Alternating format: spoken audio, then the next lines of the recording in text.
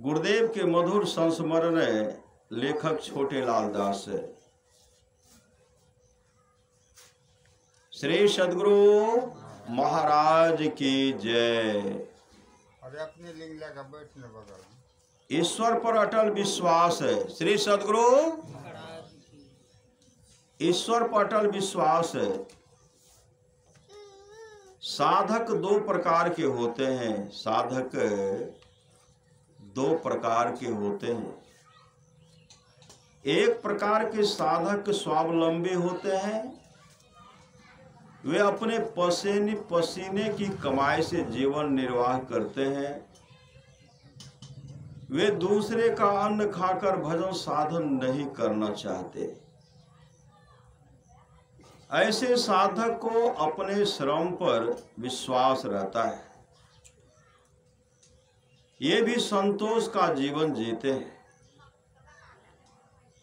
परंतु अर्थोपार्जन की थोड़ी बहुत चिंता तो इन्हें रहती है। दूसरे प्रकार के साधक जीवन निर्वाह के लिए कुछ भी उद्योग नहीं करते। वे अर्थोपार्जन की चिंता से मुक्त रहते हैं। प्रारब्ध वश या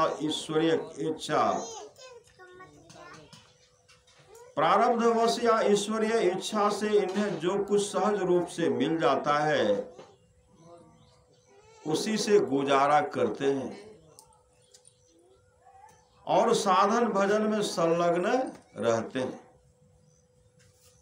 ऐसे साधक को ईश्वर पर अधिक आशा भरोसा होता है। भगवान ने भी कहा है कि जो सच्चाई के साथ मेरी भक्ति करता है उसके जीवन निर्वाह की चिंता मैं करता हूँ। उसे आवश्यक वस्तुओं की प्राप्ति कराना और प्राप्त कराई हुई वस्तु की सुरक्षा करना मेरा काम है। सचमुच जो साधक पूरी तरह ईश्वर पर आश्रित हो जाते हैं उन्हें कभी भी आवश्यक वस्तुओं की कमी नहीं होती। संसार में केवल मनुष्य ही ऐसा प्राणी है जो इस ख्याल से धन का संग्रह करता है कि भविष्य में उसे कभी अभावग्रस्त होना न पड़ जाए। पशु पक्षी कल की चिंता नहीं करते, ये खाद्य सामग्री का संचय नहीं करते, फिर भी उन्हें जीवन निर्वाह के लिए लगभग प्रतिदिन भोजन मिल ही जाता है। पशु पक्षी क्या होता है, मिल जाता है ना, मिल ही जाता है। ऐसा ईश्वरीय विधान के अनुसार होता है। एक साधक दूसरे का अन्न नहीं खाया करते थे। श्री सद्गुरु एक साधक दूसरे का अन्न नहीं खाया करते थे।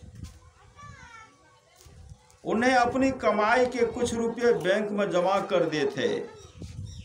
उन रुपयों के ब्याज से वे जीवन निर्वाह किया करते थे।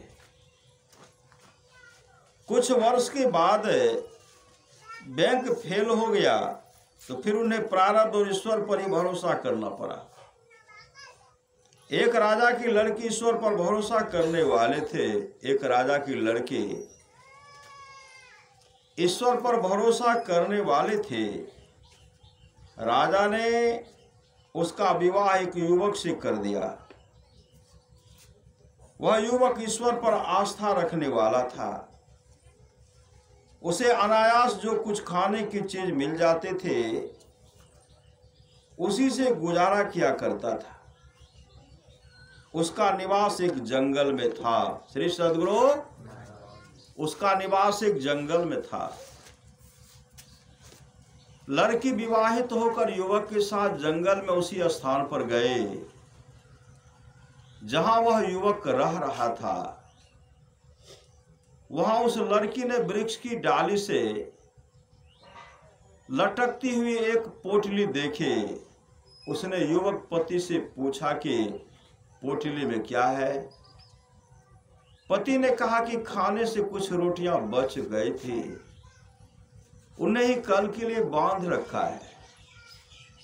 लड़की ने कहा कि आपको ईश्वर पर पूरा विश्वास नहीं है। लड़की ने कहा आपको ईश्वर पर पूरा विश्वास नहीं है, कल के लिए बचाकर मत रखिए, कल के लिए बचाकर मत रखिए, विश्वास रखिए कि कल भी ईश्वर हमें रोटियां देंगे।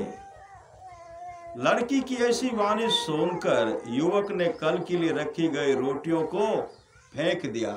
श्री सद्गुरु, लड़की की ऐसी वाणी सुनकर युवक ने कल के लिए रखी गई रोटियों को फेंक दिया। दूसरे दिन ईश्वरीय कृपा से उनके पास खाने की सामग्री आ गई। श्री सद्गुरु महाराज की जय।